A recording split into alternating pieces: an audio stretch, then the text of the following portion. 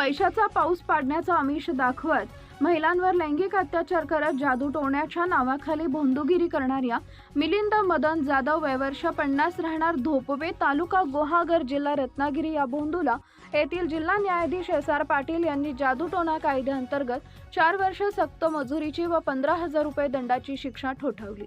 दिनांक 15 ऑगस्ट 2024 ते 23 सप्टेंबर 2024 या कालावधीत बारामती, महाबळेश्वर आणि साताऱ्यात ही घटना घडली होती।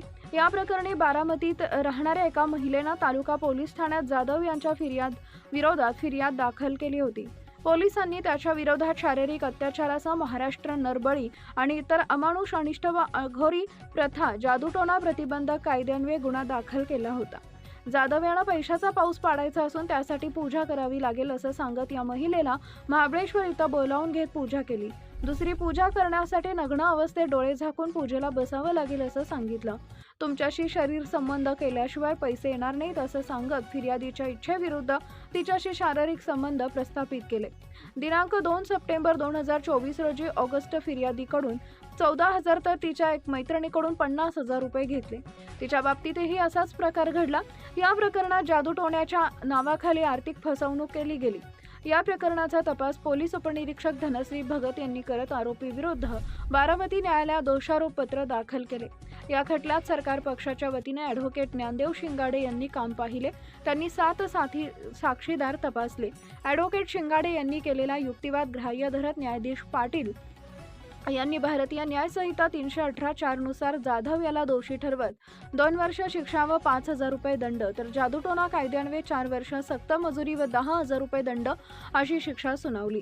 सरकार पक्षाला या खटल्यात पोलीस निरीक्षक चंद्रशेखर यादव, उपनिरीक्षक गौरव कसपटे, सहाय्यक उपनिरीक्षक अभिमन्यू कवडे, हवालदार रेणुका पवार, न्यायालय लिपिक सुनीता कांबळे यांचं सहकार्य मिळाले। ॲडव्होकेट ज्ञानदेव साहेबराव शिंगाडे 2020 पासून मी बारामती सरकारी वकील म्हणून काम करतोय। संपूर्ण काम मी सेशन कोर्ट मध्ये करत असतो। आज आपल्याकडे धक्कादायक निकाल लागलेला आहे। आपल्याकडे मिलिंद मदन जाधव हा एक अतिशय जादूटोणा करणारा एक विकृत असा आरोपी आपल्याकडे होता। 2024 मध्ये 2 पीडितांनी त्याच्या विरुद्ध गुन्हा दाखल केला होता आणि त्याचा तपास धनश्री भगत या PSI बारामती तालुका पोलीस स्टेशन यांनी केला आणि तो गुन्हा दाखल झाला। त्याच्यानंतर आपल्या बारामती येथील जिल्हा न्यायाधीश SR पाटील मॅडम साहेब यांच्याकडे सदरची केस चालली।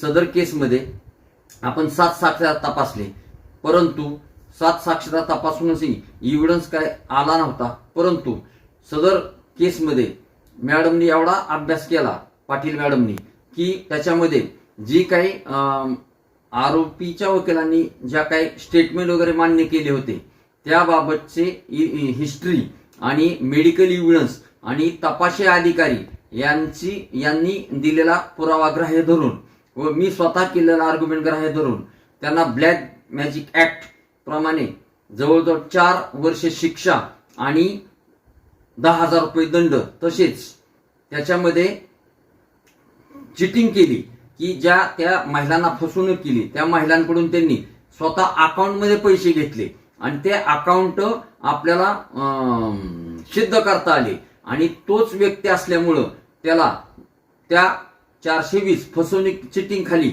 जवळपास 2 वर्ष शिक्षा आणि 5,000 रुपये दंड अशी शिक्षा झालेली आहे। तर माझ्या माहितीप्रमाणे ही ब्लॅक मॅजिक ऍक्ट खाली झालेली शिक्षा ही अत्यंत योग्य आणि बरोबर आहे।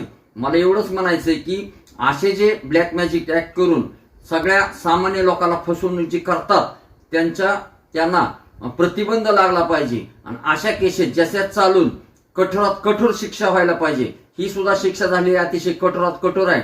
त्यामुळे आपल्या भागात जे काही बंधुबाबा फसवतात, आता रिसेंट जे चाललेलं प्रकरण आहे त्याबद्दल मी बोलू इच्छित नाही, परंतु अशा प्रकारची पहिलीच शिक्षा बारामतीमध्ये झालेली आहे। म्हणून मी आपल्या सर्व माझ्या स्टाफचं, त्याच्यामध्ये धनश्री मॅडम PSI आहेत, त्यांनी चांगला तपास केला। त्याच्यानंतर माझे पैरवी अधिकारी कवडे आणि त्याच्यानंतर कसपटे आप्पा, तसंच आमच्या कोर्ट कॉन्स्टेबल पवार मॅडम ह्यांनी मला खूप सहकार्य केलं. तसेच माझ्या ज्या क्लार्क आहेत आमच्या कोर्टातल्या त्या कांबळे मॅडम ह्यांनी मला भरपूर सहकार्य केलं, म्हणून मी ती शिक्षा घेऊ शकतो. आतापर्यंत मी 27 कन्व्हिक्शन घेतलेले आहेत. परंतु एवढंच मला म्हणायचं की अशा केसमध्ये रिअर केस असल्यामुळं अशी शिक्षा झाली, त्याबद्दल मी आपल्या सिटी केबल वाल्यांनी माझी मुलाखत घेतली त्याबद्दल मी त्यांचा आभार व्यक्त करतो आणि थांबतो. अशाच नवनवीन बातम्या पाहण्यासाठी बारामती वार्तापत्र चॅनलला लाईक करा, शेअर करा, सबस्क्राईब करा आणि बेल आयकॉन प्रेस करा.